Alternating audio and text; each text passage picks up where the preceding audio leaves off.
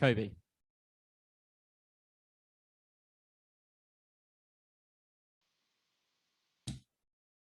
Hi, Saul. Kobe from the Pro Sports Podcasters. How you doing, buddy? I'm very well. How are you? I'm good, man. I'm good. Since joining Bellator, obviously you're going to have new opportunities kind of open up to you. You probably have more interest in trainers and such. How do you feel your game has developed since becoming a Bellator fighter?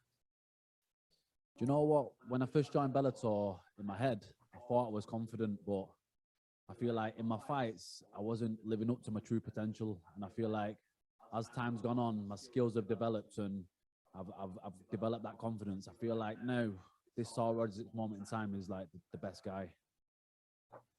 So you develop not just skill, but confidence having been in such a prestigious promotion. You know what? I think confidence is one of the main factors, but going back to the skill, I opened up recently as well. I opened up a jiu-jitsu gym and Nice. A while back, jiu-jitsu's always been my passion, always been my strong point, do you know what I mean? And when my coach passed away about 5 years ago, I kind of fell out of love with learning jiu-jitsu. And then this year I thought that, do you know what I mean? I want to work back towards my black belt now. And I really committed. So me and a friend of mine, a good black belt friend of mine, opened up a jiu-jitsu gym. And I got my love back for the jiu-jitsu. And now I just feel like my jiu-jitsu is better than ever. And there's been some fights in Bellator. I fought Aiden Lee. I fought RB. I don't even want to do his second name of this service, but there's a couple of submissions I had there, and honestly, this Saul Rogers now would have ripped them submissions apart. And then I've given up in the past because I've not been confident. So again, I feel like I've developed my game, wrestling, striking, but the jiu-jitsu massively. Jay? Saul, thanks very much for the time today. And with that confidence in mind, just talk to us about this matchup. Tim's been around Bellator for a few years now. So, what are your thoughts on him as an opponent? You know what? When they offered me the fight, I was excited for this one. Tim always brings a fire. He always comes to fight, and I've not fought for about a year. And this fight, I just want to give the fans a little something. I know he's going to come wild, and I'm coming to finish. So like, I'm buzzing just to have an opportunity to fight a guy that I know is going to bring it. He knows 100% I'm going to bring it. So this is going to be one for the fans, you know what I'm saying? Absolutely. And since you've arrived in Bellator, you've kind of been trading wins and losses. And like you said, you've been off for a bit, but you are coming in off a win. I mean, how important is it to get the win here and put together a little streak just in terms of working up that ladder?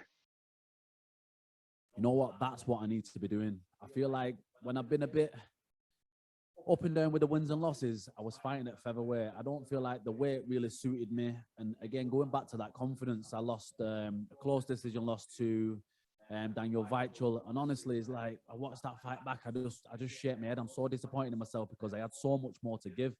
You know what I'm saying? And Mads Burnell, what's that fight? That wasn't me in there. Do you know what I'm saying? So I feel like I'm at a weight class that suits my body type a lot more now. I'm feeling much more healthier. And I feel like when I take a shot, when I was at featherweight, I take a shot at featherweight, I'd be dancing around the cage, you know what I mean? I feel like my chin's a lot more solid at lightweight, and yeah, I'm a lot more, I'm ready to go. I feel like lightweight is going to be my division now where I can dominate and keep climbing up that ladder. Santiago? Hi, Saul. Thank you for the time. Saul, I wanted to start with Italy, which is, of course, a beautiful place, but there are a lot of UK fighters on this card. Why do you think this event isn't happening in beautiful London or Manchester? I'm not sure. I've been saying for a while now that Bellator needs to be getting a show in Manchester.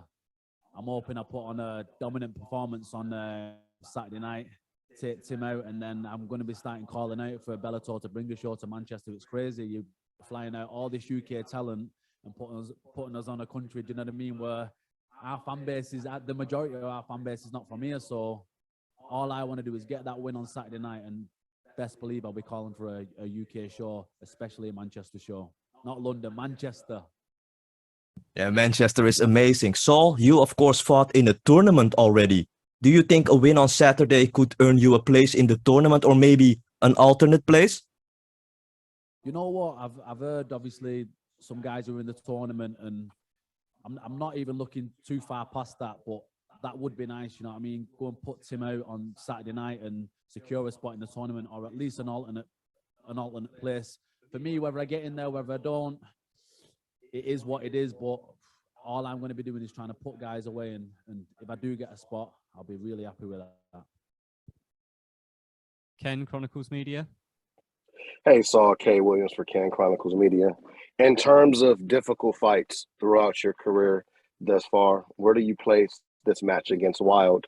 And also, have you studied Wilde's style in the ring so that you know what to adjust to come Saturday night? You know what? I feel like every fight's a difficult fight. There's been fights in the past I thought I'm going to breeze through, and it was really tough. I thought fights were going to be really hard, and they turned out to be really easy. So I can't really gauge. I mean, Tim's as tough as they come. You know what I mean? I'm gonna have to work really, really hard to put the guy away because he's there from the start of the bell to the end of the last bell. So I'm not kind of rating how it's going to be difficulty-wise. I know it's going to be an exciting, tough scrap, but I just see me putting him away. As tough as he is, as good as he is, I just see me stopping him with his inside the 3 rounds. Thank you.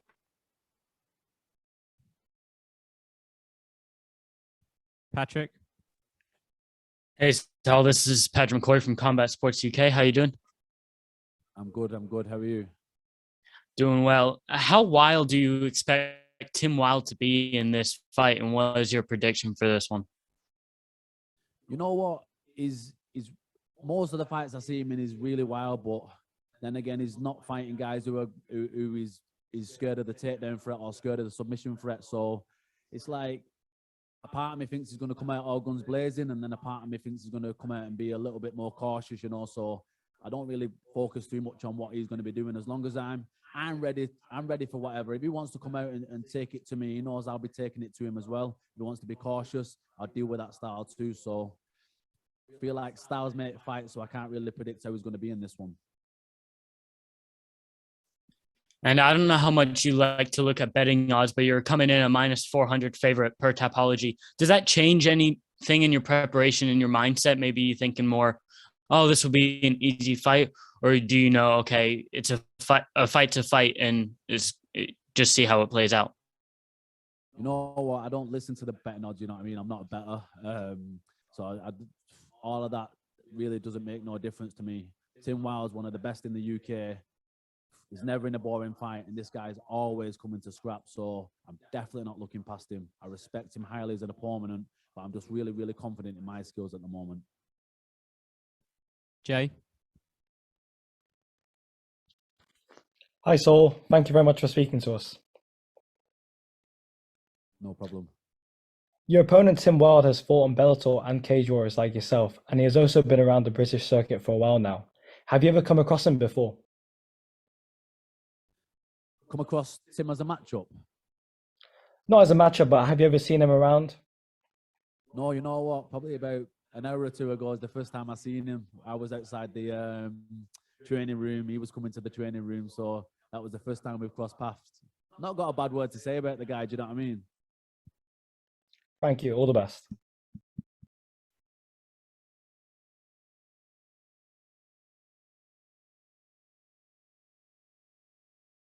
Santiago.